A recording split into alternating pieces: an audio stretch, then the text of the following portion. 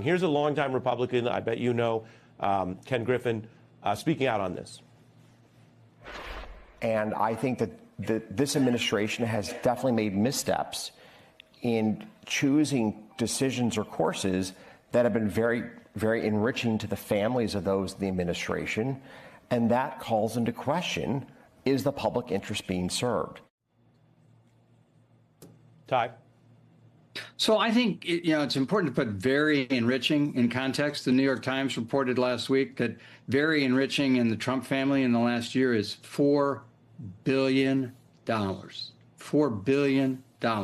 We know that the bribe from the UAE was $500 million in connection with which they received our most sensitive AI chips that the Biden administration had declined to provide because of concerns about Chinese acquiring our technology. Now they have that technology. So they have access to it. So there's nothing that Trump won't do or sell to bring himself money. I mean, whether it's pardons or whether it's deals with foreign governments or their families. I spent a career in the Foreign Corrupt Practices Act area, flying around the world, managing bribery and corruption cases. I've never seen anything ever. I mean, I was in a case once where there was $100 million bribe once, but I've never seen anything on the scale of $500 million in these terms. It's shocking. So when he says very enriched, I just want to underscore, you have this FCPA experience. Again, in normal times, this is taken seriously. You're saying this is the biggest type of size of graft you've ever seen? Ever. I mean, or read about or heard of. Now, I mean, Putin, in terms of nationalizing industries and whatever, financing is going to him and his family, he may beat Trump. I'm sure if Trump believes that, he'll try to do even more because he wants to be number one. A person of faith can vote for a Democrat. I really don't. And I know we have some here today, and I don't know why they're here. I had to win it. I needed it for my own ego. I would have had a bad ego for the rest of my life. Scriptures always tell us that blessed are the pure in heart. I don't know if that applies to me necessarily. I'm not so sure. Donald Trump rambling, perhaps disinhibited, discussing that he doesn't have a good heart by his own admission there. I'm back with White House vet Ty Cobb. That raises, again, a recurring issue that you and others have spoken out about, that foreign allies have discussed, whether he is operating in a way that gives confidence and credibility to the United States or not. And that comes amidst a series of late-night posts and other things that he's done, many in bad taste. The White House official account has posted these racist images they call memes about Hakeem Jeffries and others.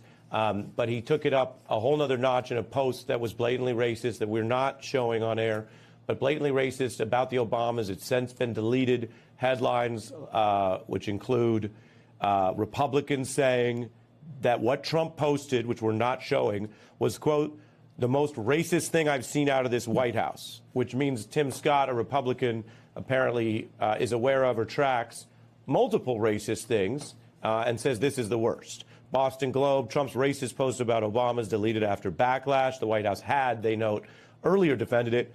Axios, Republicans condemned appalling Obama video posted by Trump. Ty, I raised both these issues for your response. Well, thank you, Ari. I do think if we could start with the National Prayer Breakfast, the excerpts that you showed.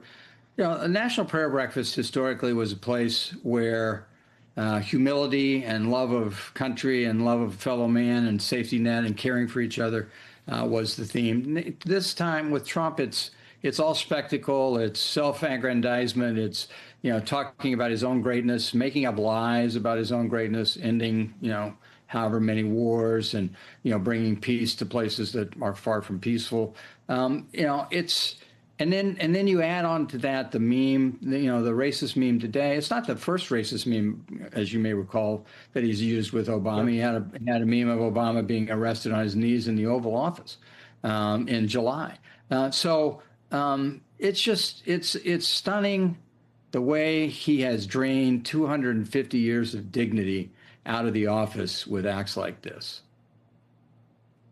And do you view this as all related, sort of how he acts at night, whether he's able to lead?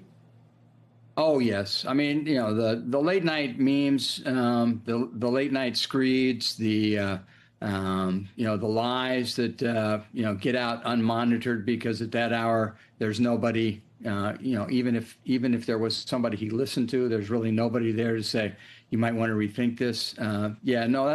That's all related, and it's all part of his cognitive decline. I mean, there's so many physicians and psychiatrists around the country and certainly around the world now have commented on the frontal lobe issues that he has, the way that his dementia has aggravated his narcissistic personality disorder, which a sixth grader could diagnose if they had the DSM-5 in front of them. It is related.